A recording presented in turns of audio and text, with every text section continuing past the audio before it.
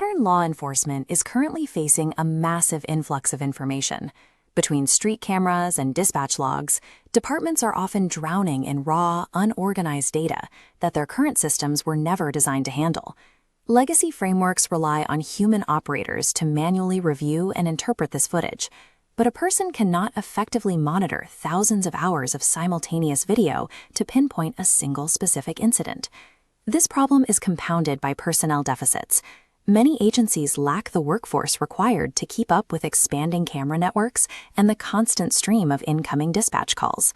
Collecting data without a way to process it does not prevent crime. It simply creates a wall of noise that leaves departments trapped in a reactive cycle.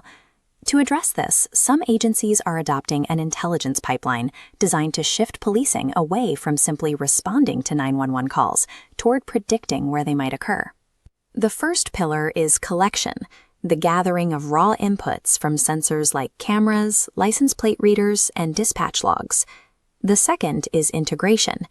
This involves breaking down departmental silos so that previously isolated data pools can be viewed in a single environment. The final pillar is AI processing. As we see here, once raw data is collected and merged into a centralized database, algorithms analyze it to produce structured, actionable insights. Skipping any of these steps leaves an investigation incomplete, but when all three are executed, they create a functional grid of information that can be used to guide daily operations. Integration is the most critical hurdle. Police departments rely on computer-aided dispatch, or CAD, and records management systems, or RMS, yet these vital data pools are often completely isolated from one another.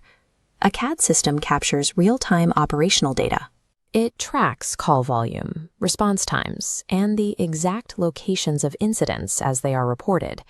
The RMS, meanwhile, stores the historical record, including investigative reports, case records, and field interviews. When you merge these systems, connections appear that humans would easily miss.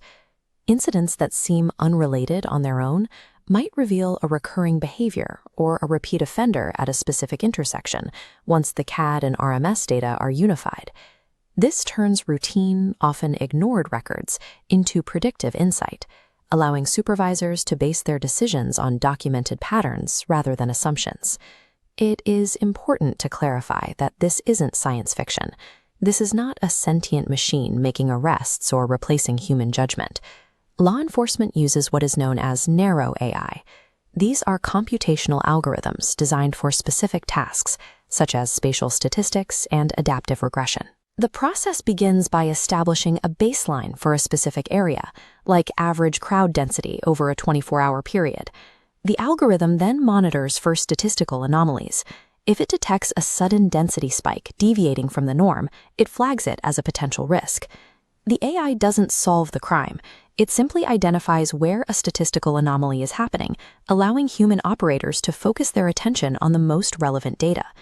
License plate recognition, or LPR, is a practical example of how this collection pipeline works on the street. LPR cameras collect objective data, the date, time, and precise GPS coordinates for every plate they see. When integrated, software cross-references billions of historical detections to find complex patterns. Using convoy analysis, algorithms identify separate vehicles consistently traveling together over time. This instantly reveals potential drug trafficking rings that would be impossible to spot manually. This converts historical location data into a direct investigative lead, helping detectives predict where a suspect might go next. Historically, crime prevention often meant broad saturation patrols based on an officer's intuition. Today, connected data allows for precise resource allocation, putting officers at specific high-risk locations before an incident escalates. The process has 3 clear steps: connect the data, analyze the patterns, and prevent the crime. In a modern city, an officer's impact is tied directly to the quality of their information. By linking isolated data points into a single functional network, agencies can finally put their resources exactly where the numbers say they are needed most.